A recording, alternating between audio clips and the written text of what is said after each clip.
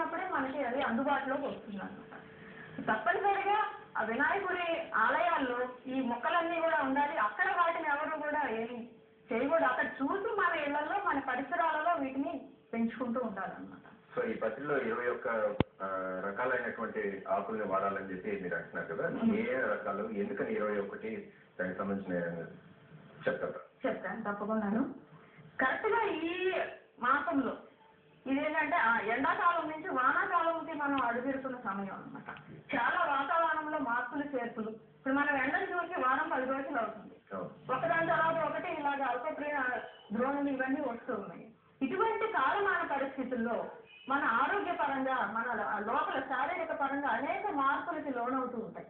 ఇప్పుడు ఎవరు చూసినా కానీ మనకి గొంతు ఊపిరితిత్తులకి ముక్కుకి సంబంధించిన రుగ్మతలు అన్నీ కూడా వస్తూ ఉంటాయి. వానలు వచ్చాయి, చక్కగా పచ్చగా ఉంది, పచ్చదనంతో పాటు ఇవన్నీ కూడా వస్తుంటాయి. వీటికి ఏంటంటే ఈ మొక్కల్లో ఆ గాలిని ఎప్పుడైతే మనం పిలుస్తాం, ఇవాళ పూజ చేస్తాం, దాన్ని చక్కగా 5 రోజులు లేదంటే 9 రోజులు లేదంటే 11 రోజులు నిర్దిష్టంగా ఉంచినప్పుడు వాటిలోని ఆ నూనె గ్రంథుల్లోంచి మంచి మంచి సుగంధాలు ఇవన్నీ కూడా మన ఇంటిలో అంతా వ్యాపిస్తూ ఉంటాయి అన్నమాట. అది మనకి ఒక బూస్టర్ డోస్ అంటే వ్యాక్సినేషన్ లా ఉంటుంది. ఈ వ్యాధులకి రెసిస్టెన్స్ లాగా మనం డెవలప్ చేసుకుంటాం అన్నమాట. వాటిని సూచిస్తూ మనకి వీటిని ఉంచారు. ముఖ్యంగా వీటన్నిటిలో 21లో కూడా చూస్తే హైలైటెడ్ గా ఈ వ్యాధుల్ని ఎదుర్కొనే లక్షణాలు గుణాలు ఈ మొక్కల్లో అధికంగా ఉన్నాయి. అలాగే చూడండి, మరువము దవనం ఇవన్నీ కూడా మంచి సువాసన భరితంగా ఉంటాయి అన్నమాట. అలాగే బిల్వపత్రము, తులసి ఏ రోజు కూడా అంగీకరించని గణపతి వాళ్ళ ఒక్క రోజులో తులసి మొక్కని సేవ చేసి ఆదరించారంటే నిత్యము కంపల్సరీ ఇవన్నీ మన చుట్టుపక్కల ఉండాలి. అంటే ఇవాళ మనం గమనించినట్టే చాలా మందికి పత్రి అంటే కనిపించిన ప్రతి పత్ర చెట్టును కూడా తీసుకొచ్చి చాలా మంది తెలియక తీసుకొచ్చి పెట్టేస్తుంటారు. అసలు ఇదే రకాలని ఏదైనా స్పెసిఫిక్ గా ఇది ఉందా?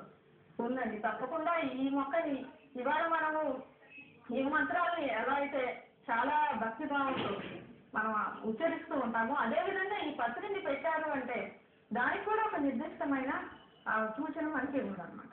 ఏదైనా 21 అంటే మన ఇంటి చుట్టుపక్కల ఏదో ఒక మొక్కను తీసుకొచ్చి అలాగే ఇచ్చేవారు. దాని ఒక ఉద్దేశం ఉంది, దాని వెనక చాలా పెద్ద స్టోరీ ఉందన్నమాట. అవంతా కూడా ఉండబట్టే వీటిని ఈ పేరు సంస్కృత నామము తెలుగు నామం ఇవన్నీ కూడా అంత వివరంగా ఇచ్చారు అంటే దానికి ప్రత్యేకంగా కారణం ఉంది. సో మీరు స్టూడియోకి జిల్లేడుకి సంబంధించిన ఆకులు అవి తీసుకొచ్చారు, ఏంటి దాని యొక్క ఇంపార్టెన్స్ ఏంటి వివరించగలరా కొంచెం? ఇది జిల్లేడు. జిల్లేడు అంటే మనం వెంటనే మనకి గుర్తు వచ్చేది దానికి విషం పాలు ఉంటాయి అని చెప్పాను. ఆకు తుంచగానే పాలు కారుతుంది. సో చక్కగా పాలు కానీ విషపూరితము అన్నది మనకి బాగా తెలుసు. కానీ ప్రతి విషము కూడా ఒక మందే. అండ్ ప్రతి మందు కూడా ఒక టాబ్లెట్. సో ప్రతి మందు కూడా ఇప్పుడు ఒక గుడిక వేసుకోవాల్సిన దగ్గర 10 వేసుకున్నాం అనుకోండి ఏమవుతుంది? పాయిజన్ అయిపోతుంది. That is logic, basic logic. అలాగే విషం అని చెప్పి వాటిని దూరం చేసుకోకూడదు. తగు జాగ్రత్తలతో చక్కగా వాటిని ఆదరించాలన్నమాట. ఇప్పుడు మన ఇంట్లో మనం నిత్యము అగ్నిని వాడుతున్నాం, అది హాని చేస్తుందని దాన్ని మొత్తం మానేస్తే ఏమవుతుంది పరిస్థితి? ఉంటుంది. దాన్ని గుర్తించి ఈ జిల్లేడు సాక్షాత్తు గణపతి ఈ జిల్లేడు మొక్కలో తాను వినాయకుడికి జిల్లేడు మొక్కకి ఎటువంటి భేదము లేదు. ఇది కొన్నాళ్ళు దీని భక్తి శ్రద్ధలతో మన ఇంటి ముంగిట శ్వేతార్కము అంటే తెల్ల జిల్లేడు మొక్కని మనం గుమ్మం దగ్గర వేసుకుని నిత్యము తులసి మాతకి ఎలాగైతే మనం పూజ చేస్తున్నాము ఈ జిల్లేడుకి కూడా మనం పూజ చేసినట్లయితే కొన్ని ఏళ్లకి కొన్ని సంవత్సరాలకి దాని వేరు దానంతటా అదే వినాయకుడి ఆకారం దాల్చుతుంది. దాన్ని అష్ట గణపతి అని చెప్పి మనం వింటూ ఉంటాం అన్నమాట. సాక్షాత్తు ఆయన దీనిలో వెలుస్తున్నాడు, స్వయంభూలాగా జిల్లేడు మొక్కలో ఉంటున్నాడు. సో ఆయన నేను ప్రకృతి ద్వారా నీకు అందుతున్నాను. సో అది కనెక్టింగ్ లింక్ అనమాట. మానవులకి మరి ఆయన దేవతలకి మధ్యలో కనెక్టింగ్ లింక్ ఈ ప్రకృతి. సో దాన్ని ఎప్పుడైతే మనం ఒక తను పడేసామంటే ఇంకేం చేస్తుంది మన ఆరోగ్యం?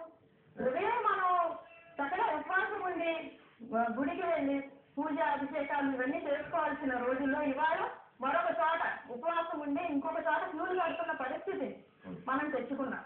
ఎందువల్ల? కేవలము ప్రకృతిని అశ్రద్ధ చేయడం వల్లనే. Right madam. జిల్లాకి సంబంధించి ఈ పత్రికకి సంబంధించిన మరిన్ని వివరాలు మీ నుంచి తెలుసుకునేందుకు షార్ట్ బ్రేక్ తీసుకుందాం. Short break state